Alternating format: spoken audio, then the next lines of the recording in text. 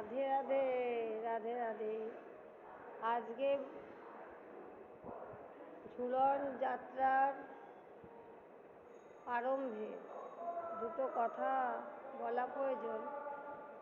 Biological যে আমাদের যে স্ট্রাকচার আছে, হ্যাঁ, আমরা বায়োলজিক্যাল যে আমরা দাবি করি যে আমি পুরুষ, আমি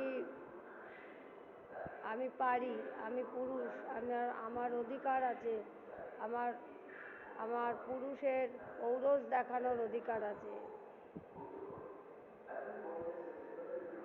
প্রকৃতপক্ষে স্পিরিচুয়াল যে পথ আছে, স্পিরিচুয়াল পথে পুরুষ বলে কিছু হয় না। পুরুষোত্তম একজনই। এই যে ঝুলন বসেছে রাধা মাধব, তিনি হচ্ছেন পুরুষোত্তম, অর্থাৎ পুরুষদের মধ্যে উত্তম, তিনি হচ্ছেন পুরুষোত্তম। তো তিনি ছাড়া আত্মা পরমাত্মা, আত্মার একজনই আছে। পুরুষ বলে কোনো অহংকার বা অভিমান করবেন না। দেখুন, অনেকে ট্রেনে বাসে দেখবেন হিজড়াকে হাসাহাসি করে, হিজড়া দেখলে নপুংসক বলে হিজড়া।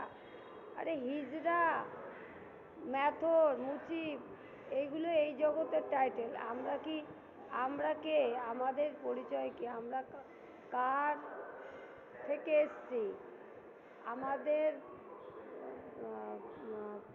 আমাদের যে প্রজন্ম, আমরা এই যে ডারউইন তত্ত্ব বলে, আমরা কি বানর থেকে এসছি না মানবের থেকে এসছি?